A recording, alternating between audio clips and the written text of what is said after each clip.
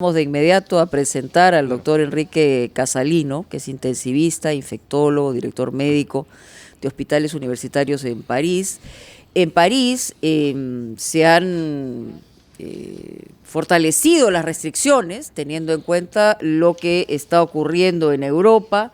Sin embargo, ante la eventual tercera ola del COVID-19 y su avance, ha habido también protestas que se han generalizado. Es verdad que ya la gente muestra un hartazgo, sin embargo, todavía, a pesar de vacunaciones, del trabajo de campaña, de las mismas que se han realizado en distintos países del mundo, aún tenemos un problema a la vista y este virus nos está dando no solamente muchísimo trabajo, sino que sigue llevándose la vida de mucha gente. Doctor Casalino, bienvenido. Gracias por estar con nosotros en Ampliación de Noticias. Con todo gusto. Acá la situación está difícil también, ¿eh? Hay una tercera ola que está comenzando y estamos sumamente saturados en los hospitales. Ahí hemos tenido que reorientar camas de ortopedia para transformarlas en camas de COVID. Hemos tenido que multiplicar por 2 nuestra capacidad a recibir pacientes en cuidados intensivos. Y porque tenemos que garantizar que los pacientes COVID son recibidos, pero también los pacientes no COVID. No nos olvidemos que hay gente que sigue haciendo infartos, que sigue haciendo accidentes de tránsito y que necesitan tener camas en UCI y camas de medicina. Entonces, además de las camas de atención de medicina y de cuidados intensivos para los pacientes COVID, tenemos que seguir aumentando nuestra capacidad para los otros pacientes. Y eso necesita muchas modificaciones y la situación está muy tensa en los hospitales. Y les tengo que compartir que hay una cierta insatisfacción, una cierta desilusión en el mundo médico de que las medidas no hayan sido más fuertes, las medidas tomadas por el gobierno para controlar la epidemia. Más fuertes de las que ya se ha determinado, porque se habla de confinamiento durante las próximas 4 semanas, ¿no? El gobierno, estábamos en toque de queda desde hace varias semanas. El gobierno se había contentado de aceptar un plató, una meseta en el número de casos, alrededor de 20.000 casos diarios. Actualmente estamos a más de 35.000 casos diarios. Y cuando ha dado estas discusiones, esta decisión de reforzar el confinamiento, esas fueron las palabras del primer ministro y del ministro de la Salud, y al día siguiente el presidente ha dicho, no, lo que queremos es que la gente tenga derecho de salir, pero que al mismo tiempo protejamos la transmisión, podamos disminuir la transmisión del virus, pero no ha explicado muy bien cómo, así es que hoy en día la gente no sabe si el confinamiento está más fuerte que antes o no, es que durante el día se puede salir o no. La impresión que tenemos es de que la lógica económica se impone de un lado y de otro lado hay una lógica política y como podríamos discutir con Fernando, en todas partes se cuecen habas, acá y en el Perú. Sí. La oposición está en un discurso siempre de contestación y no propone nada realmente innovador. Sí, doctor Casalino. En todas partes se cuecen habas. Sí, efectivamente. Tenemos que ir a una pausa, pero yo quisiera dejarle plantear una pregunta. ¿Cómo se explica que la vacunación haya avanzado tan lentamente en un país como Francia, al que no le faltan camas de hospital ni camas UCI, y cuyas vacunas fueron compradas colectivamente por los 27 países de la Unión Europea? Sin embargo, la tasa de vacunación, yo lo sé lamentablemente por la realidad de mis hijos, ha sido mucho más lenta de lo que se esperaba de un país conocido por su organización racional. Nos lo contestará, por favor, después de la pausa, doctor Enrique Casalino. 8:18, estamos entrevistando al doctor peruano, pero que tiene responsabilidades eminentes en el sistema hospitalario parisino, Enrique Casalino, que nos explicó que se adaptaban camas para dar servicios UCI, pero la paradoja es que Francia está vacunando mucho más lentamente de lo que se previó. ¿Por qué se produce esto, doctor Casalino? Hay un doble discurso, Fernando. De un lado, todo el mundo está de acuerdo, y todos los hombres políticos y todo el medio científico, estamos todos de acuerdo que la única manera de salir de esta pandemia es vacunando masivamente a la población para obtener una protección de rebaño. Para eso tenemos que vacunar probablemente no menos de 80% de la población. 80% de la población. Eso quiere decir prácticamente todos los adultos, incluso algunos más jóvenes.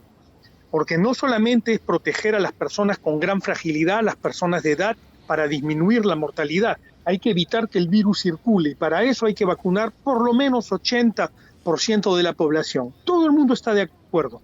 La segunda cosa es que todo el mundo está de acuerdo que hay que hacerlo en el tiempo el más corto posible. El problema es que todos los países europeos le han confiado al gobierno europeo, a la Comunidad Económica Europea, la misión de comprar las vacunas.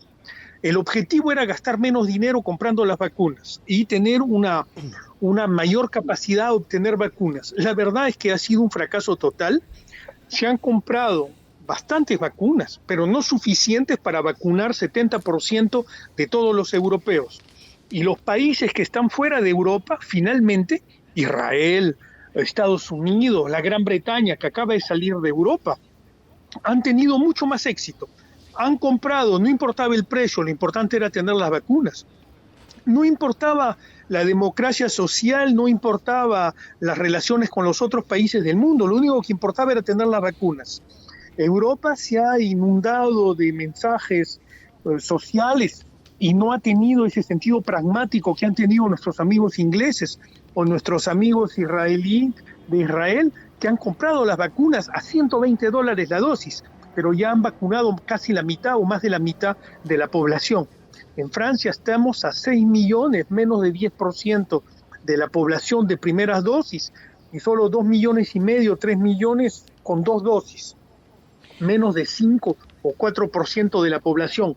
Es un fracaso total, y políticamente el gobierno le va a echar la culpa a Europa, pero de todas maneras va a seguramente pagar el precio de este disfuncionamiento que es político, pero que también es industrial, ¿no? Porque el problema es la producción de las vacunas.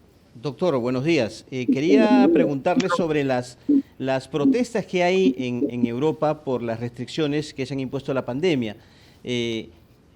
¿Qué o quiénes son los que están promoviendo estas protestas? ¿Qué tipo de organizaciones hay? Porque usted hablaba de un tinte político en esta situación de enfrentar la pandemia.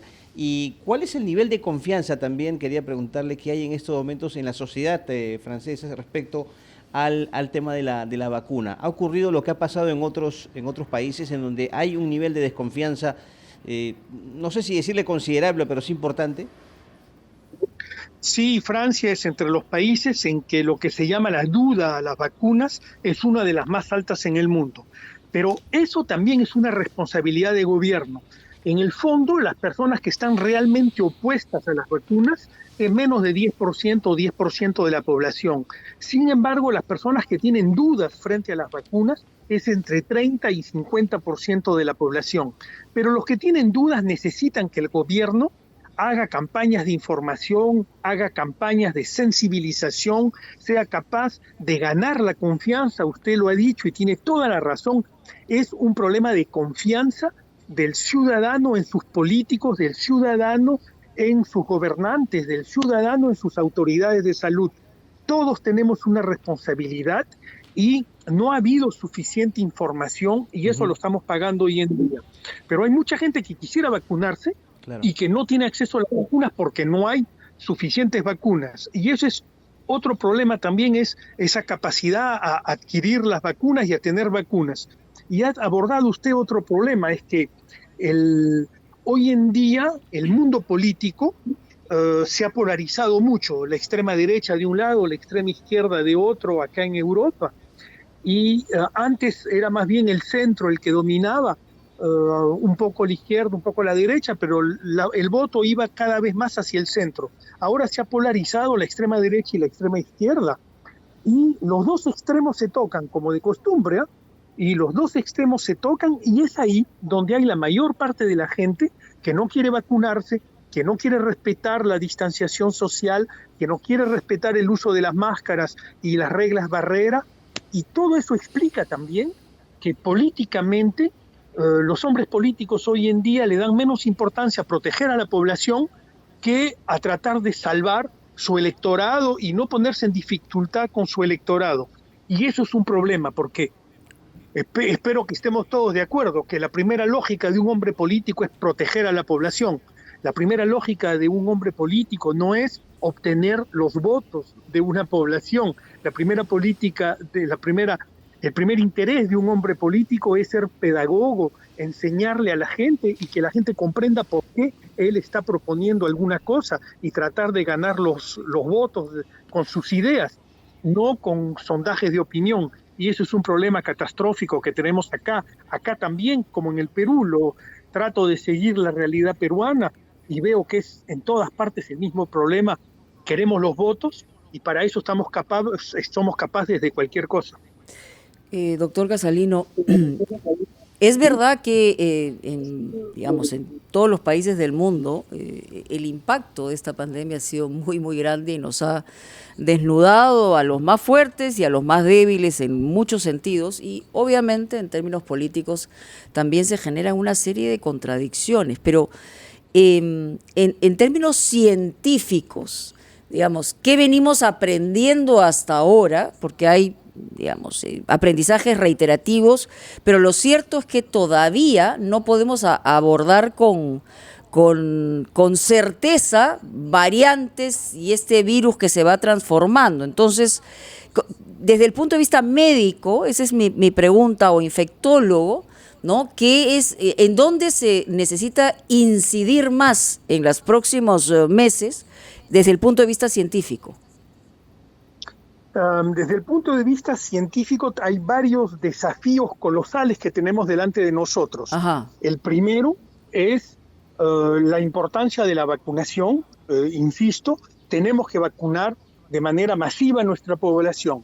El segundo desafío que tenemos es que no podemos continuar a dejar el virus circular como circula actualmente. En el Perú no hemos tenido ni siquiera una ola, hemos tenido un tsunami con una meseta durante meses y que bajó un poco y que luego en verano ha vuelto a crecer, ahora que cuando todo el mundo decía que el virus circulaba menos en verano. Que el Perú haya tenido una segunda ola en verano es escandaloso, quiere decir que las medidas de protección no han sido correctamente aplicadas y por definición, si no son correctamente aplicadas, no han sido correctamente explicadas a la población. ¿Y por qué ese desafío es tan importante de respetar que la circulación viral disminuya? Porque muchos políticos dicen, mira, todos los años acá en Francia hay 600.000 muertos, que hayamos tenido 100.000 con el COVID no es gran cosa, tenemos 600.000 cada año. La tasa de mortalidad es más o menos 9% de nuestra población. Finalmente, si no hemos tenido muchísimo más, ¿por qué nos preocupamos? Nos preocupamos no solamente porque la gente se muere, nos preocupamos, por supuesto que es grave, porque por un muerto hay varios, 10, 15 o 20 o 30 o 40 o 50 personas que han estado sumamente enfermos, que han estado en gran sufrimiento, y nuestro deber sanitario es evitar que la gente sufra. Todos los que han tenido el COVID y han estado en cuidados intensivos o hospitalizados con oxígeno saben que ha sido una prueba sumamente dolorosa para ellos y para su familia. ¿Y cuál es el peligro de seguir haciendo circular el virus? No es solamente que la gente se va a morir, que va a estar enferma y que es un drama social y político mayor, porque la economía se destruye por el virus, no por el confinamiento. Es que cuando el virus circula, a fuerza de circular, cada vez que el virus se multiplica, comete errores en su multiplicación. Esos errores, que son mutaciones, permiten al virus de crear lo que se llaman variantes. Claro. Esas variantes, algunas, no tienen ninguna ventaja, desaparecen. Tienen una ventaja pequeña, desaparecen. Algunas tienen una ventaja importante, y es lo que ha pasado con la variante inglesa, la africana, brasilera. Y miren ustedes que las 3 variantes importantes que nos causan problemas hoy en día han venido en países que los hombres políticos no habían tenido la conciencia política de evitar que el virus circule. Ahí hay Brasil un vínculo todavía que es resaltable, efectivamente. Malas decisiones políticas generan virus más fuertes. Bueno, yo le agradezco muchísimo, y aquí en el equipo, por supuesto, de Ampliación de Noticias, doctor Casalino, estaremos en cualquier momento conversando con usted.